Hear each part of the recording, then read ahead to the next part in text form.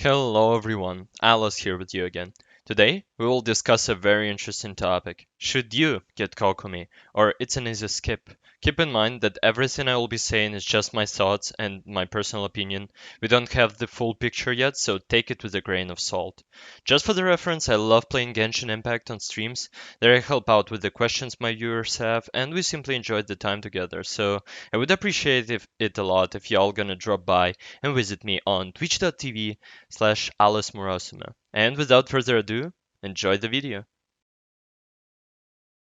So we all know that the next character is gonna be Kokomi and she will be in the game straight after Raiden Shogun's banner disappears, so we all will be able to pull for her. But should you get her?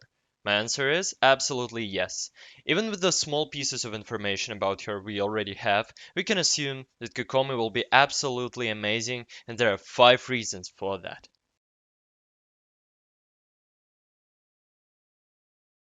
First of all, let's take a look at Kokomi's abilities to understand better what she can do.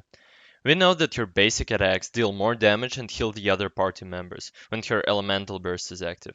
Meanwhile, her E-skill summons a jellyfish, which attacks the enemies around it and applies Hydra, while also healing your current character. So kinda like Mona, but heals as well.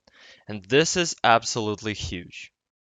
Just think about it. We have a healer who can do a massive amount of damage herself in the 10-second window, I mean during her elemental burst, while also applying Hydra on the enemies for your team. This makes her such a unique character because all of the healers we currently have mostly just press their skills real quick and then go into the pocket waiting for the next elemental burst. Take a look at Benny or Diona for example. They all are very strong but really boring to play with because they literally press 2 skills and go away. Kokomi will be bringing so much to the table, which means you absolutely will use her in your team if you need Hydra, and her usage will not be boring, because she can kick some asses as well, while topping up your team. I don't know about you, but for me, it seems very enjoyable. When we build a party, we try to fulfill a certain goal with it, and that is to make the group as strong and synergetic as possible. The usual party composition looks like this: a big DPS unit who will provide the majority of the damage due to his or her abilities, a sub DPS or enabler who will either help the main DPS to deal even more damage, or allow them to do the damage, for example like Jinchu for pyro units, another support or sub DPS, and a healer shielder who won't let the party die. Of course, the party can look different, but that's the core most parties have. All 4 slots are taken, and there could be less possibilities because of that.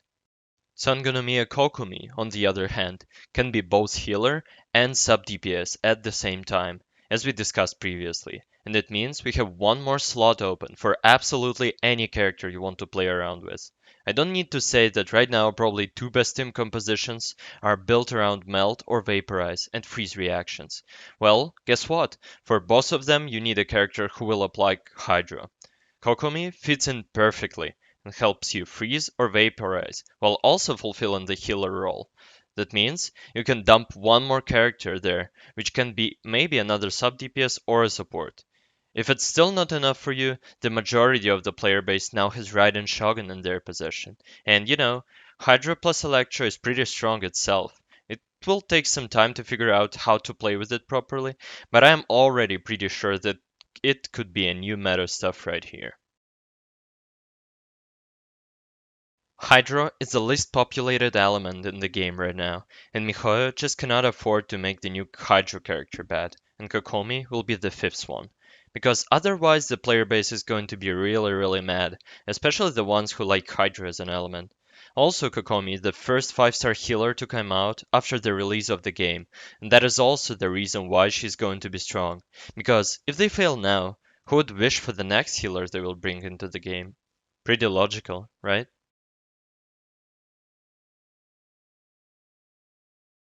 I'm still not sure why so many people reacted so negatively about Kokomi having a passive for minus 100% crit rate. Come on everyone, it's a new exciting mechanic. Personally, I'm sick of farming crit rate and crit damage everywhere I go, so to have the damage scaling from HP, I'm totally up for it. Especially since both her damage and her healing capabilities will scale off HP. What could be better? Even if you don't have a good set ready, think about all of the HP percentage artifacts that are gathering dust in your inventory. You thought you would never use them, although now they actually have a great use. You dump them into the Cyber Kokomi healer sub DPS and feel good about it. She obliterates everything. Yet another good thing about Kokomi, she works perfectly well with 3-star weapon. Thrilling Tales of Dragon Slayers. Sounds familiar? Yes, exactly. This 3-star weapon may not possess the biggest base attack, but it has HP percentage as a main stat, which is a go-to for Kokomi. Not only that, but the effect on the catalyst is pretty pog itself. It's always nice to have an attack bonus for your main DPS when you get him or her on the field. Now remember what I said about Kokomi's playstyle with her elemental burst? I think you got what I mean, right? She comes to the field, pressures or destroys the enemies for 10 seconds, goes into pocket while at the same time allowing a main DPS to have roughly 50% more attack after the swap, and furthermore, the characters all gonna have full health afterwards. It's a perfect free to play option, if you ask me. Of course, it's up to you if you want to pull for her or not. We all choose how to play ourselves, so I don't want to say that you must pull for her, although I hope you will consider giving her a shot after watching this video. I personally am going to get her for sure. She seems to be a really fun character who has high synergy with my teams. New mechanics, she's exciting lore-wise, waifu material. What else do you need, right? There will be a guide for Kokomi on this channel as well, so if you're keen on trying the character, please consider leaving a like and subscribing to the channel, so that you don't miss any further videos. All the links for my Twitch and my Discord will, as always, be in the description down below. I wish you all a very pleasant day, and I will see you all in the next video.